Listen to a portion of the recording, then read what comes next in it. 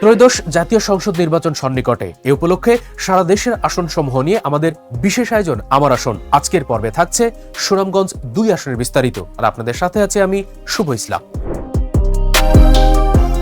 হাওর অধ্যুষিত দিরাই ও সাল্লা উপজেলা নিয়ে গঠিত সুনামগঞ্জ ২ আসন। এই আসনের উত্তরে জামালগঞ্জ, পশ্চিমে নেত্রকোনা জেলা, দক্ষিণে হবিগঞ্জ জেলা ও পূর্বে সুনামগঞ্জের শান্তিগঞ্জ উপজেলা। ২ উপজেলার সমন্বয়ে গঠিত এই আসনের মোট আয়তন ৬৮১ বর্গ কিলোমিটার। সবশেষ হালনাগাদ তথ্য মতে এই আসনের মোট ভোটার সংখ্যা ৩,০৩,২৫১ জন। এর মধ্যে পুরুষ ভোটারের সংখ্যা ১,৫২,৯৯৭ জন, নারী ভোটারের সংখ্যা ১,৫০,২৫৩ জন। আসনটিতে তৃতীয় লিঙ্গের ভোটার রয়েছে মাত্র ১ জন।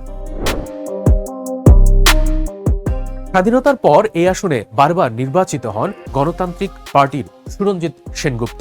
জীবদ্দশায় জাতীয় পার্টির নাসির উদ্দিন চৌধুরীর সঙ্গে পরাজিত হন সুরঞ্জিত।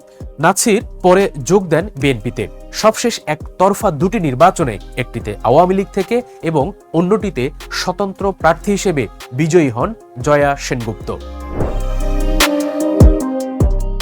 সুনামগঞ্জ ২ আসনে প্রার্থী ঘোষণা করেছে জাতীয়তাবাদী দল বিএনপি। এই আসনে দলটির ৪ জন মনোনয়ন প্রত্যাশীর মধ্যে রয়েছেন বর্ষিয়ান রাজনীতিক, বিএনপির কেন্দ্রীয় কার্যনির্বাহী কমিটির সদস্য নাসির উদ্দিন চৌধুরী, বয়সজনিত কারণে বিদেশে চিকিৎসাধীন নাসির চৌধুরী। বিএনপির অন্যান্য মনোনয়ন প্রত্যাশীর মধ্যে রয়েছেন বিচারপতি মিফতাউদ্দিন চৌধুরী রুমি, যুক্তরাজ্য বিএনপির ২ নেতা আজমল হোসেন চৌধুরী ও তাহির রায়হান চৌধুরী। আসনটিতে জামাতের প্রার্থী হিসেবে ভোটের মাঠ চষে বেড়াচ্ছেন সুপ্রিম কোর্টের জ্যেষ্ঠ আইনজীবী মোহাম্মদ শিশির মনির, আর জমিয়তে ওলামা ইসলাম থেকে নির্বাচন করার লক্ষ্যে প্রচারণা চালাচ্ছেন ডক্টর শোয়েব আহমেদ।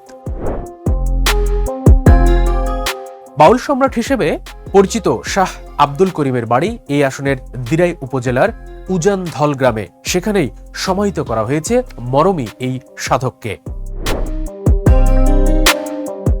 হাওর অধ্যুষিত এই আসনের প্রধানতম সমস্যা অকাল বন্যার কারণে বছরের একটি মাত্র ফসল বোরো ধান তলিয়ে যায়। শিক্ষা ও যোগাযোগের ক্ষেত্রে পিছিয়ে রয়েছে এই এলাকা। আসনটির দুর্গম হাওরে অবস্থিত সাল্লা উপজেলার সঙ্গে এখনো স্থাপিত হয়নি সড়ক যোগাযোগ। বেকারত্ব সমস্যাও এখানে অনেকটাই প্রকট। দর্শক, এতক্ষণ সুনামগঞ্জ ২ আসনের নির্বাচনী হালচাল আপনাদের সামনে তুলে ধরার চেষ্টা করেছি। আগামী পর্বে থাকবে সুনামগঞ্জ ৪ আসনের বিস্তারিত। দর্শক, এই আসনের যে কোনো ধরনের সমস্যা বা জনদুর্ভোগ আমাদেরকে জানাতে আমাদের কমেন্ট বক্সে লিখতে পারেন। বাংলা ভিশনের যে কোনো নির্বাচন কেন্দ্রিক প্রোগ্রামে আপনাদের সেই সমস্ত কমেন্টস আমরা দর্শকের সামনে তুলে ধরার চেষ্টা করব। সে পর্যন্ত ভালো থাকবেন, সুস্থ থাকবেন। আল্লাহ হাফেজ।